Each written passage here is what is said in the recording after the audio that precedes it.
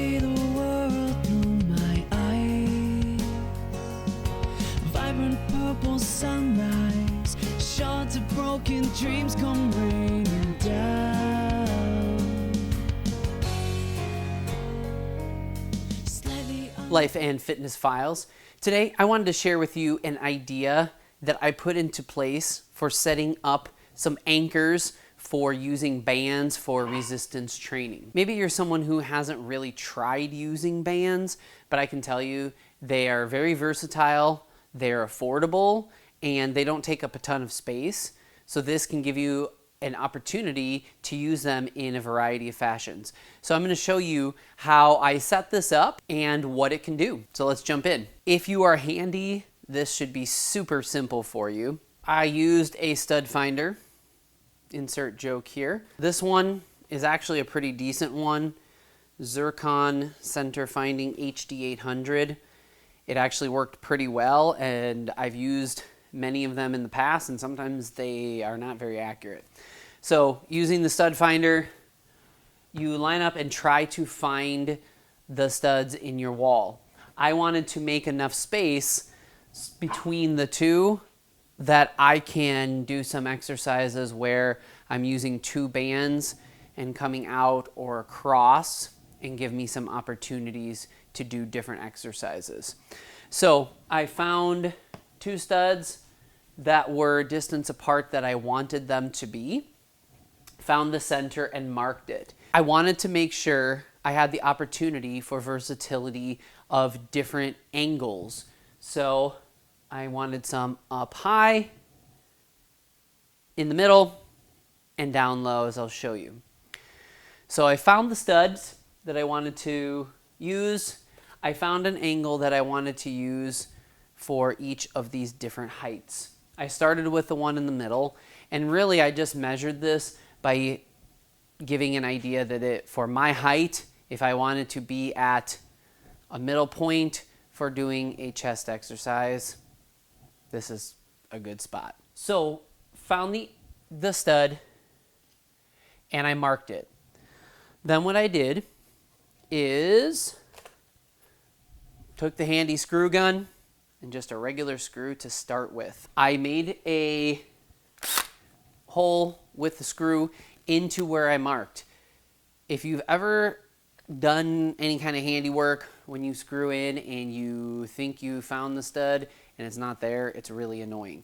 So I wanted to, one, make sure that the stud was actually where I thought it was so that I could use my anchors. And two, it gives a starter hole to tap into with my bolt. So screw gun, screw, pretty simple. I did that at the middle point on both sides. I utilized some of these screw eyes. I used ones that are similar to this end. However, they were much longer. I wanted to give myself a good amount of space to screw in since I was going to be putting a lot of pressure against those. These are the ones that I ended up using. Screw eye, zinc plated, 3/8 inch, 4.5 inch long. I did end up using 1/2 inch thickness on the ones on the bottom. Those should be really sturdy. If these end up needing, I can go to 1/2 inch and insert in that same hole. Should swap out fine. So I took these bolts and I put them into the hole that I started with the screw, and I needed something to give me some torque. I found this rod that fit in. You could use a screwdriver, and really once I got it started, I used this to crank it so that I could tighten it in. It gave me the opportunity to use both hands as I needed. Once I got to the end of the threads, I did a certain amount of turns, like 6 turns, so they were even on both sides. So really it was pretty simple, pretty affordable. I know each of these, for the longer ones, they're a couple bucks each. So I anchored those in, then I measured up on each side so that they're the same distance or approximately the same distance. So I have the high, medium, and then I measured down and did the same for the low. I'll show you what those look like. As you can see, I ended up doing some low ones, then some really low ones that can come in handy for some different exercises. Then I'm using these quick links. I used a 3/8 inch. It says it can have a load of 1,900 pounds. Plenty strong for what I need. So really what I do with this quick link, loop it on here, and this has the open end. Then I can use my bands and I can move it between as easy as that.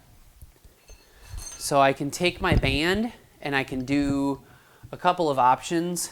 I can loop the end through, giving me access to that, to pull, down, up, however I need.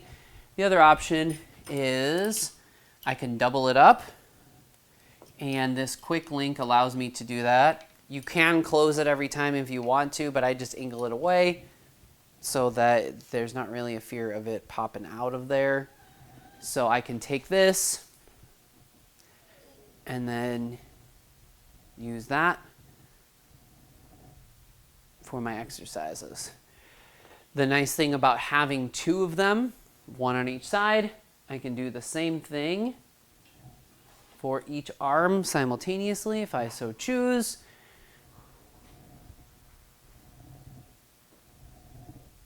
Coming across.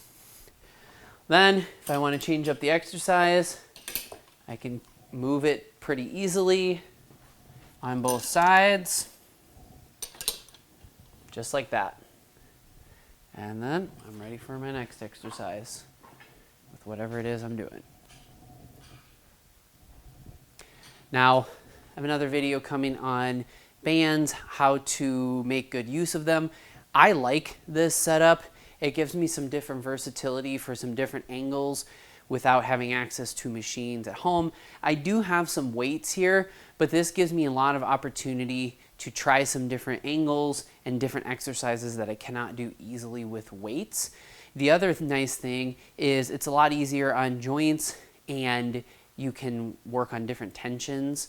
So this project was pretty straightforward and really cost me, I don't know, 20 bucks. And having the stud finder obviously is helpful. Once you get it set up and lined up, you can put as many anchor points as you want, just using those screw eyes. And then I have these quick links. You can get as sturdy of links as you feel like you need, and you can set it up. Hopefully this is something you find useful and can implement in your home gym to help you on your fitness journey. Make sure to like and subscribe to stay up to date with videos and content. Here's to life and fitness. Peace out. What you might lose, walking miles in someone else's shoes.